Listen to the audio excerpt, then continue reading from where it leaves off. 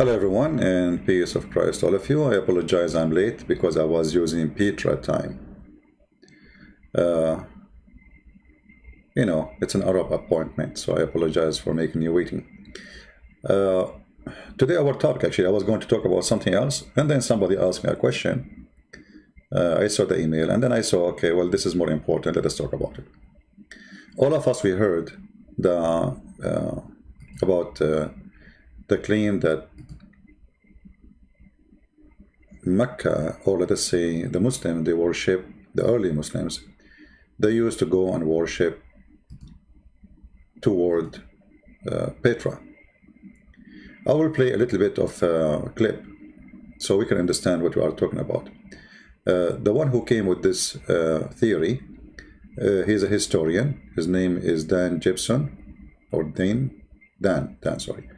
Gibson. Let us hear what you want to say.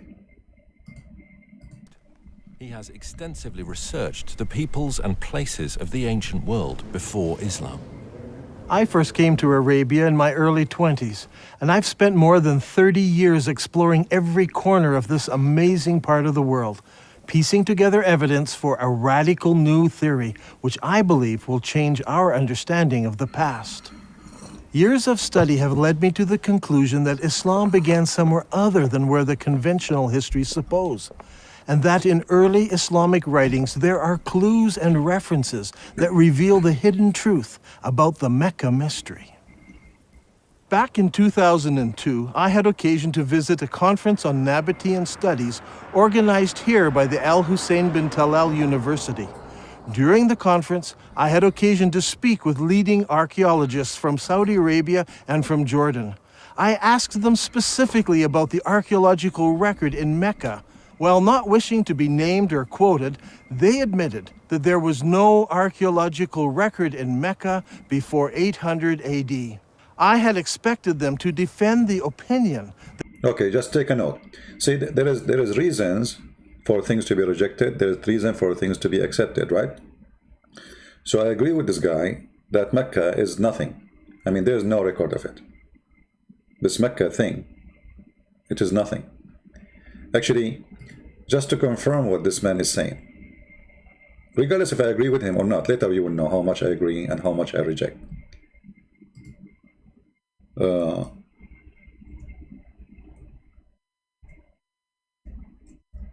100 years ago,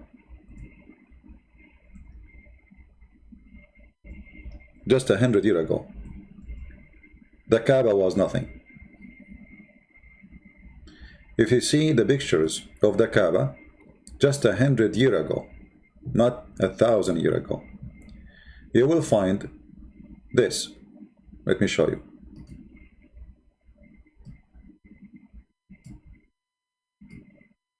This is before the oil. Look at this.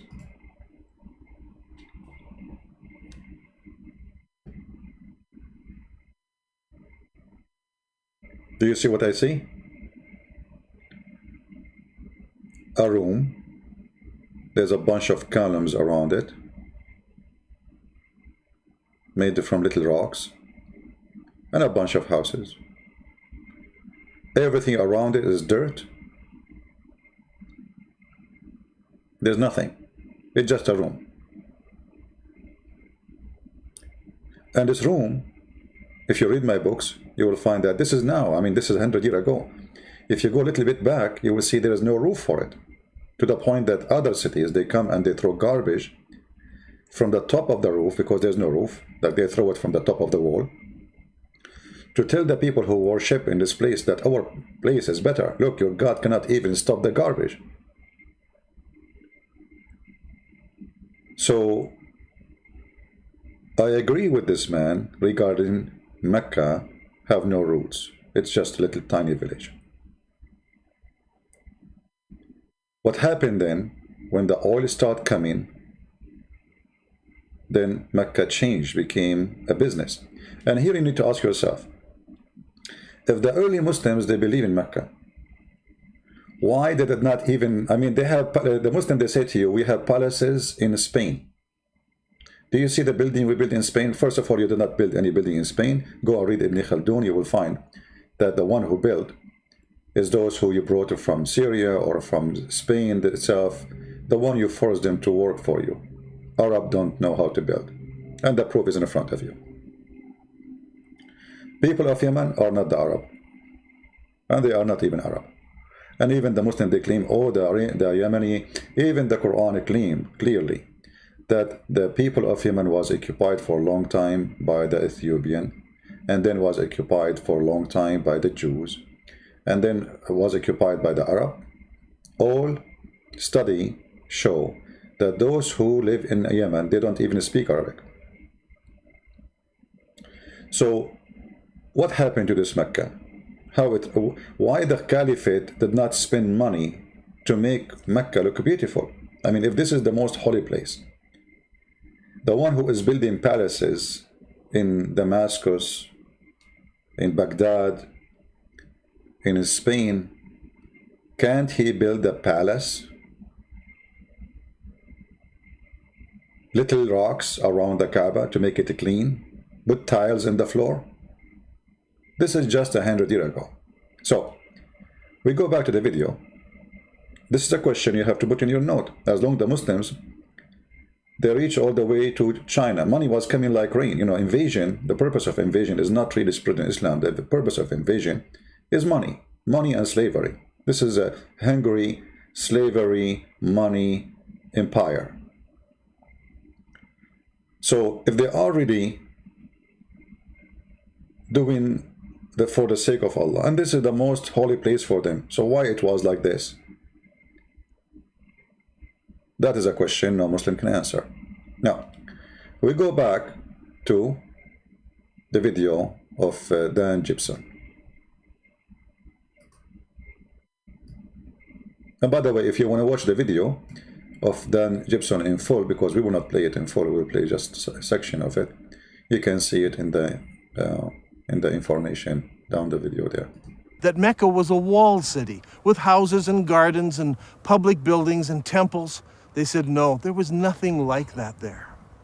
Did you know that the name Mecca is mentioned only once in the whole Quran? True. Muslim scholars link other names with Mecca. Names such as the Forbidden Gathering Place, or the Holy House, or the Place of Becca, or Weeping. All of these terms are universally associated with Mecca today. Nevertheless, the Quran itself does not tell us in so many words that these all refer to Mecca. Muslim scholars see no reason to debate this. But in recent years, some historians have raised questions. They have noted that Mecca was a barren place and not located on the ancient caravan route. People have imagined that the caravans carried incense, spice, and other exotic goods. But according to recent research, by the time of Muhammad, the age of frankincense was now long over, and the Arabs engaged in a trade of leather and clothing, hardly items that could have sustained a large city that was described as the mother of all cities and the center of the trade route. Look at this map. Where do all of the trade routes intersect? There are 3 places in northern Arabia that could be described as the center of the trade route. What is interesting is that Mecca was not even a stopping place because it was not even located on the caravan route. In this film, we will find out why there is a total lack of archaeology in Mecca from the time of the Prophet Muhammad. All right, so you can watch it to the end if you want.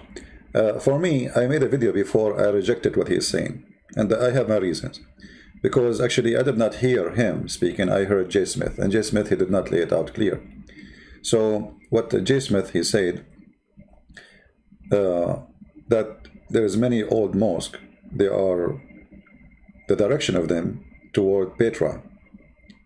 And it mentioned some of them. My response was, well, those mosques, they used to be temples, and the Muslims hijacked them. Which means they are not built by Muslims. But then when I watched, Dan Gibson, he brought names of mosques, which is really built by Muslims. Which means after Islam, supposedly. Not previous, not something exists 300 years before Muhammad or 500 years before Muhammad. So I rejected anything to be connected with Islam or Muhammad just because it is built by someone he is not supposedly a Muslim. But hold on. But Islam is not a new religion. Islam is just a continue of a cult. You will see that the Muslims themselves, they admit, if you go in the Quran, you will see the Muslims, they admit that the kuffar, let us see the Quran,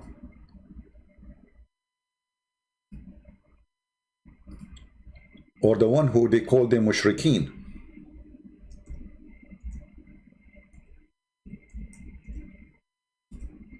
What mushrikeen mean? Those who associate intercessor with Allah. Chapter 2, verse number 105. And here you see right away a stupid mistake in the Quran, which does not make sense. You see, the translation here is not really accurate. Let us find different translation. He used, instead of saying people who associate, he said pagan. That's not true. Even if they are pagan, still the translation is not right.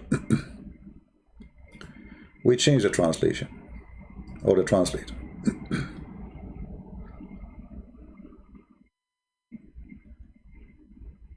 Look what happened. Chapter 2, verse 105 says, neither those who believe among the people of the scripture, the Jews and the Christians, nor the mushrikeen, this is the word in Arabic in the Quran, mushrikeen, between two brackets, the disbelievers of the oneness of Allah, idolaters, polytheists, pagan. But do you see here the stupid verse in the Quran? Look what happened. The Muslims, they say for us, first, that Christians and Jews, they used to worship Allah. Correct? They used to worship Allah. And they say Abraham worship Allah. Isa, he supposedly Jesus worship Allah. Moses, he worship Allah. But look what happened. In this verse here, it says, neither those who became kuffar from the people of the book. The Quran is not calling them mushrikeen here, it's calling them people of the book. Nor the mushrikeen. Okay, hold on. The people of the book, if they became kuffar, they disbelieve. They disbelieve in what? Whatever they disbelieve, still they are not mushrikeen. Take a note. What mushrikeen mean between two brackets? Those who disbelieve in the oneness of God, the idolaters, the polytheist, and the pagan, the Christian are not. Otherwise, if we are the same as those who they are mushrikeen, the Quran should not divide us and say neither the Christians and the Jews or the mushrikeen. Are you getting my point? Like when I say, let us say we are trying to study ethnic group. So we say the Indian, nor the white people. If the Indian are white, we will not say nor the Indian, correct? Because they are the same. So when we separate between the mushrikeen, which is supposedly between two brackets, those who disbelieve in the oneness of God, those who are idolaters, those who are polytheists, those who are pagan, they are not the same as the Christian and the Jews. So the Quran confirmed in this verse something very important, that the Christians, the Jews are not al-mushrikeen. However, in different verses in the Quran calls us mushrikeen.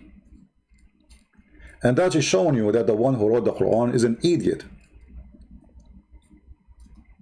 because he contradicts himself.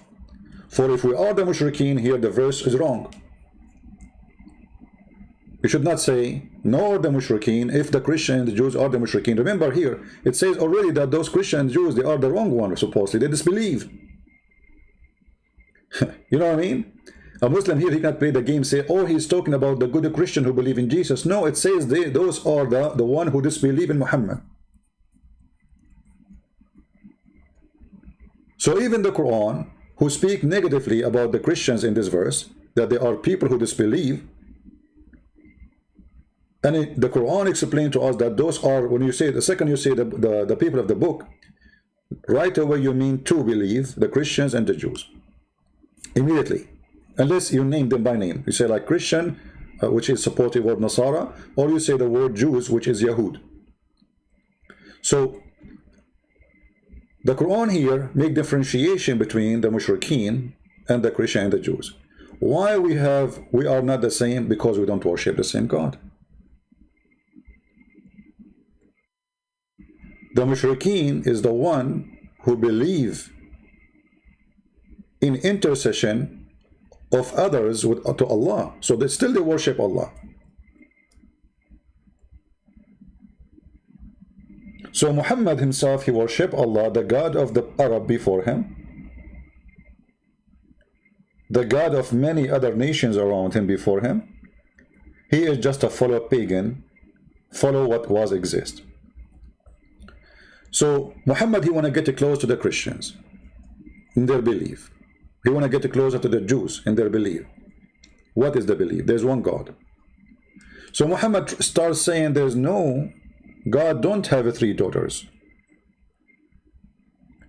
And then when Muhammad, he moved to live between the Jews, he starts saying things negatively about Jesus. That Jesus is not the Son of God, for this is what the Jews believe. So Muhammad, the confused man, he is between. Still, at the end of the day, he worshipped the God, his name is Allah. Regardless he is talking to who. And those verses are very important. Now listen. Dan Gibson, he said that Mecca was not the main place of worship. The Muslims don't pray to it. Actually, I can support what he say. Still, I will not go with him, but I want to show you some verses.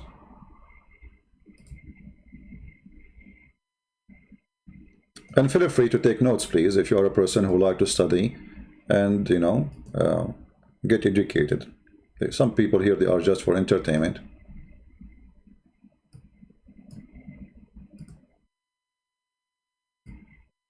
If you go to chapter of Az-Zukhruf, chapter 43, verse number 31. Look what the verse here is saying. I don't know if Dan Gibson, he knew about it. If somebody know the person, he can contact him.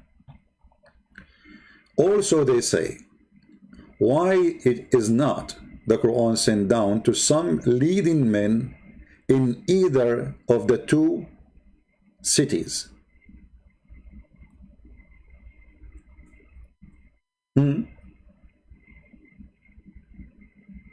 Anyone understand what's happening here? Anyone understand what is the problem with this verse? Let me see in the text, you guys, if you are thinking with me. The one who is making the question is those who refuse Muhammad. What was the question? They are wondering how come, why the Quran was not sent down to some, this is a Muslim translation, not mine. This is the Muslim translation. Again, Muslim, don't say to me, you know them. What is the problem? Why this Quran was not sent down to leading men or man in either of the 2 cities? Okay, hold on. Muslim, they say to us, Muhammad is a son of a great family. Muslim, they say to us that Muhammad father, Muhammad grandfather is the most high noble of Quraysh. The Muslim, they say to us that they are the most extreme important, to the point even the grandfather of Muhammad is the one who do care of the Kaaba. Suddenly, this Quran sent to someone not from a great family. Do you understand what I'm saying?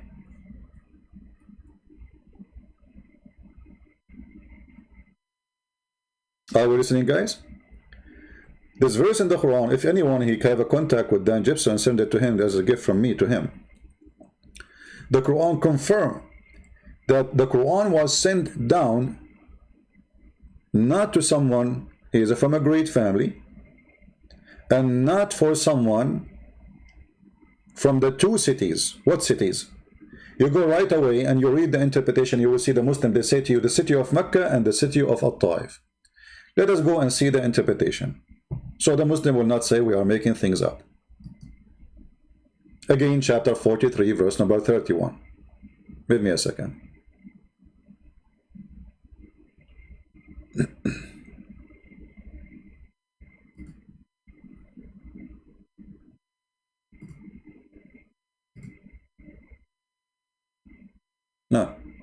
The website of the King of Jordan is not working, as usual.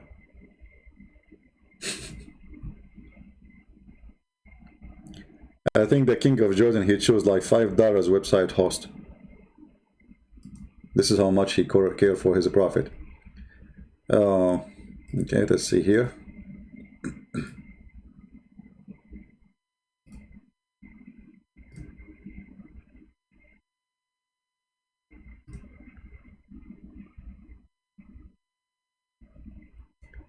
We open Ibn Kathir.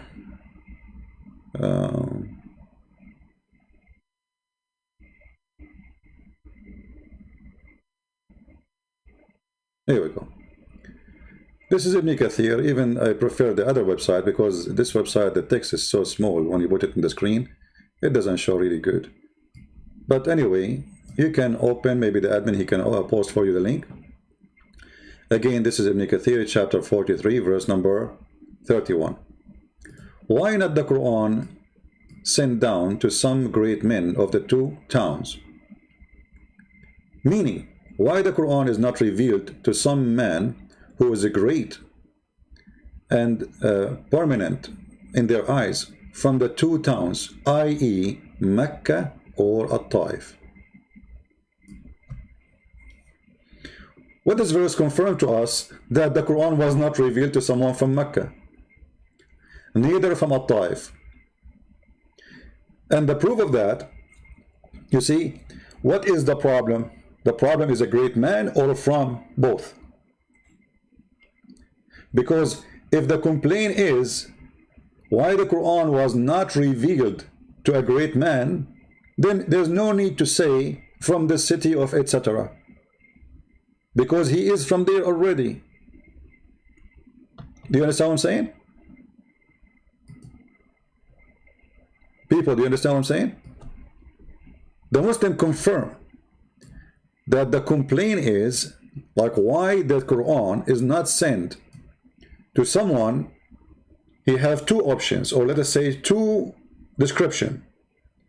He's a great man and he is from one of two cities, either Mecca or At-Taif. So if Muhammad was from Mecca, then this verse is wrong, because this verse should be changed. Is why this Quran was not sent to someone he is a great.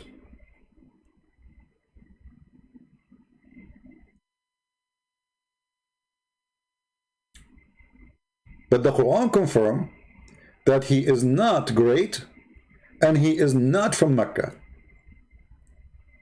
And this is, by the way, defeat all the lies of Muslims they give to us, saying that Muhammad was the most honorable people. They call him a person of honor, as-Sadiq al-Amin, the trustworthy, the trustworthy. The guy, even when he got married from Khadija, he made the father of Khadija drunk in order to have Khadija. Khadija and Muhammad, they made her father drunk and they changed his clothes. And when he woke up in the morning, she told him, "You married me to Muhammad." He said, "I did not." He said, "You did." "I did not." "You did." "I did not." "You did. You were drunk." So this verse confirmed that Muhammad is not respected man, and this verse confirmed that Muhammad is not from the city of Mecca or At-Taif. So where he's from?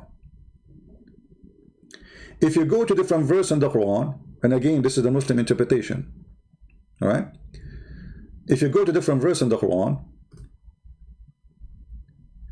you will see it says that Allah, he sent this book to warn the people of the mother of the village and what is around it.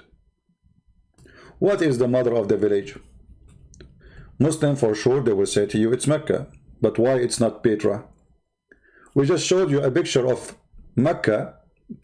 You know, it's just what? This is the mother of the village? This is just 100 years ago. How this one is the mother of the villages? Little tiny few houses.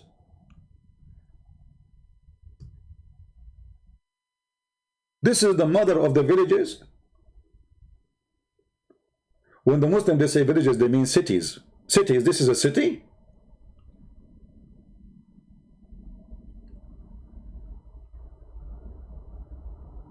Right? Obviously it's not. And this is a picture after we have cameras. So if this is not long time ago, how Mecca was in the time of Muhammad? A piece of dust?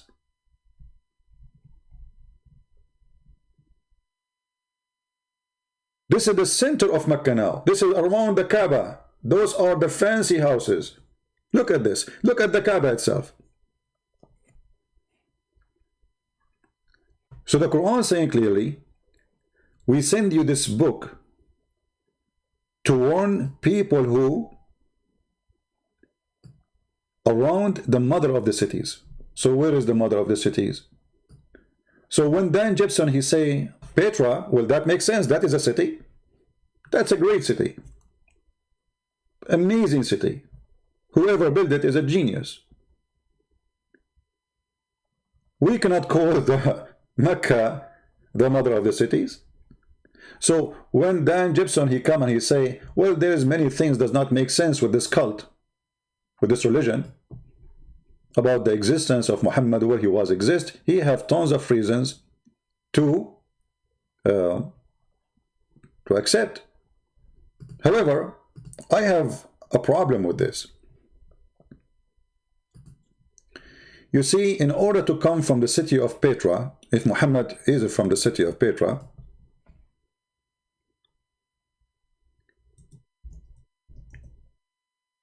how you explain to me that he is so stupid?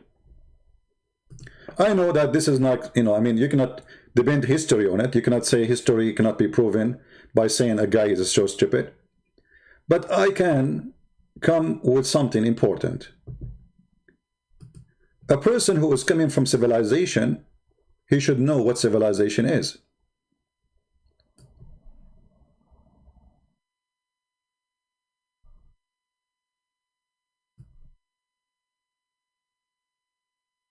The Muslims, an Islamic book says, Muhammad, he used to clean his bum with the 3 rocks. Petra is a city where they have running water. Imagine, in the desert, they have running water. Muhammad is a person whose head is full of lies. Muhammad is a person who believes in stupid things nobody believes in. Those are smart people. So the first objection I have that Muhammad is from Petra, that this is an insult to Petra people. He cannot be from them. So it's possible that Muhammad was sent supposedly to people of Petra to fool them, not to the people of Mecca, but he is not from Petra. How we can prove that? If you go in the Quran, let us do this.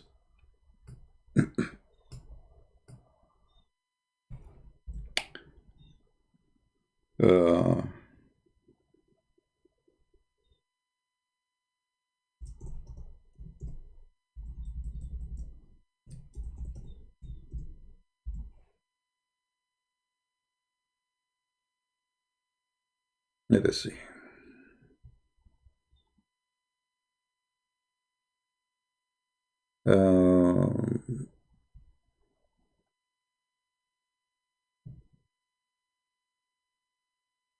There's many verses actually I want to show you, but I want to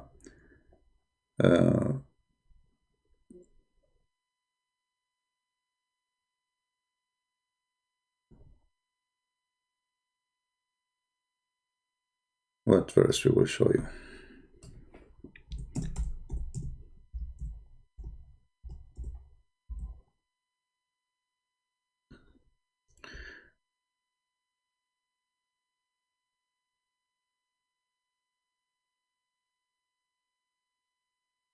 Read this verse with me.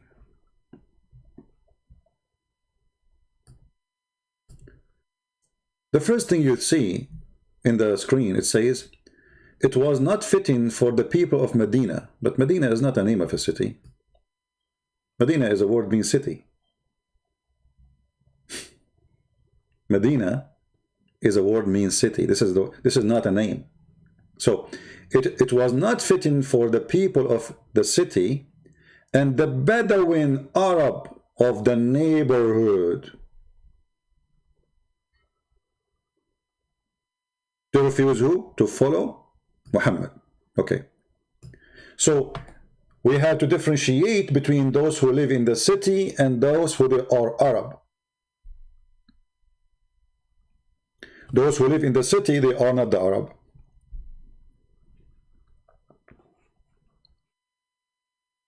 Are you getting my point? People are getting my point? You see, because we are using different account now, we have a low number of viewers. People do not know we are here. Invite your friends, please. We have only like 700-800.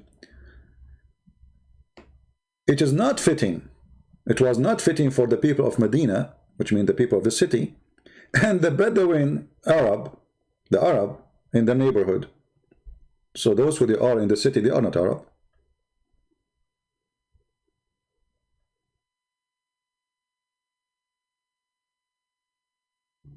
Because all the Arab are Bedouin anyway. All the Arab are Bedouin.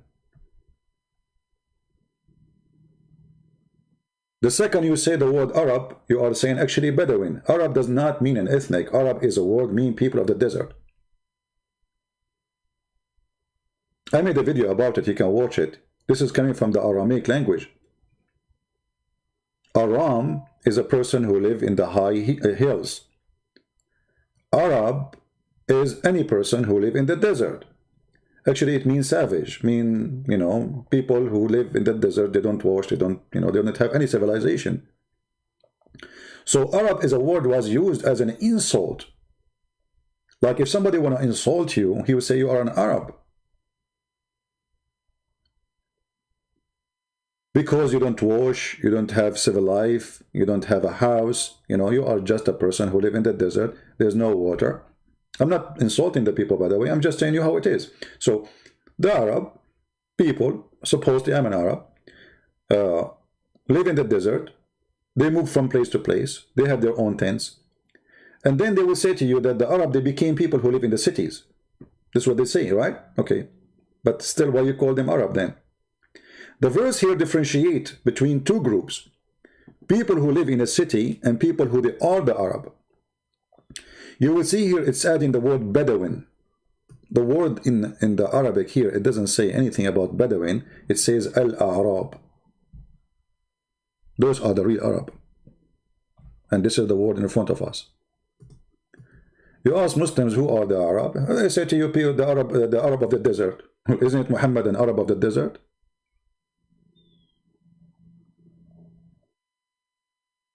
Right? There is someone want to debate me. His name is Mokaraji Raj. Well, he is an Indian Hindu. He debate me about what? Focus with me, please. Guys, don't post things that have nothing to do with the topic. If you are interested in something else, don't disturb us. Otherwise, I will disable the chat. I mean, that's it now. That somebody want to debate me? Focus. We are sharing with you important information. Your brain in a different place. So, the Arab are not the people of the city. Which city? They say to you, Medina. Which city, Medina? There is no city, it's called Medina. Because this is a word mean city. Have you ever heard of somebody calling a city, city? The Muslims agree that Muhammad, he went to a city called Yathrib. Okay. And Yathrib name changed to a Medina. But Medina means city. So Muhammad, he could not even find a name for it. But because they are disconnected with their own Quran, they could not explain it better than this way. It was not fitting to the people of Medina and Bedouin Arab. Okay. But the Quran says we send you as a messenger to the mother of the cities and what is around it. Is that Mecca? Or this is city? Why the Quran did not mention the name of the city? No name. The Quran never mentioned who is Muhammad, who is his father, where Muhammad was born, which year. You see, the Muslim, they have videos says the Bible written by John. John who? Luke who? Mark who? Oh, okay, here we go. The Quran given to you by Muhammad who? Not a single verse in the Quran says where Muhammad was born, where Muhammad was buried, Who is the father of Muhammad and who is the mother of Muhammad? Nowhere. So Dan Gibson, he have a lot of point, but for me it doesn't make any difference. We will listen to him more a little bit, and I will tell you why it doesn't make any difference for me. Why descriptions of Mecca do not tally with the landscape, and how an early Islamic civil war altered the truth about Islam. While Muslims all over the world believed that their holy city and their founding leaders all lived in Mecca, in Saudi Arabia, Dan Gibson believes the evidence actually points elsewhere. During my studies of Arabian history, I've come across evidence that points not to Mecca, but to northern Arabia as the founding place of Islam. Up until now, no one has ever questioned that Mecca is the holy city of Islam. Every Muslim believes that he should pray towards the Black Rock in Mecca. But years of study and countless trips to all parts of the Arabian Peninsula have led me to a radical new understanding of Islamic history. I believe that in the process of understanding Islamic history, a fundamental error has been made. It wasn't a deliberate falsehood, it was just a misunderstanding of what happened during the founding years of Islam. So later Islamic writers corrected what they thought was an error in earlier histories when it was actually the truth. Is it possible that over 1 billion people who follow the religion of Islam misunderstand how and where their religion began? And if so, what implications does this evidence have for the average Muslim who wants to follow the instructions of Muhammad, his prophet? We are going to have to examine a time in history and a setting that few of us understand. For centuries, the histories of the classical world and Middle East empires have been discussed, but little effort has been given to the history of Arabia. This ignorance is true not just of the West, but also of the Arabs themselves. The Prophet Muhammad was born in 570 AD, at a time and a place that few people today really know about. His grandfather and his father were Nabatean merchants, and in fact Muhammad himself married a merchant woman. One day, Muhammad was meditating in a cave and an angel visited him. The angel taught him words of praise to Allah. Later, his wife convinced Muhammad that it really had been an angel and he was in fact called to be a prophet of God. During his lifetime, he had many visits from the same angel, and each time there was a new revelation. These revelations from the whole of the lifetime of Muhammad become gathered together to what we know today as the Quran. Adel Ishamari studied Islam at the Islamic College in Kuwait. Over the years, he and Dan have formed a good friendship and have often found themselves drawn into deep discussion about faith and its history. كانت رسالة محمد هي أن في إله واحد وأن هو آخر الأنبياء الذي أرسلهم الله. وهذا الشيء أغضب كثير من المتواجدين في مكة بسبب أنهم كانوا يعبدون آلهة أخرى وهي الأصنام. كثير من الأصنام كان موجود هناك وكانوا يعبدونها. Okay guys, we'll just receive a copyright audio from YouTube. I don't know what, I mean, we post the credit for the video, we post etc. and we receive copyright audio.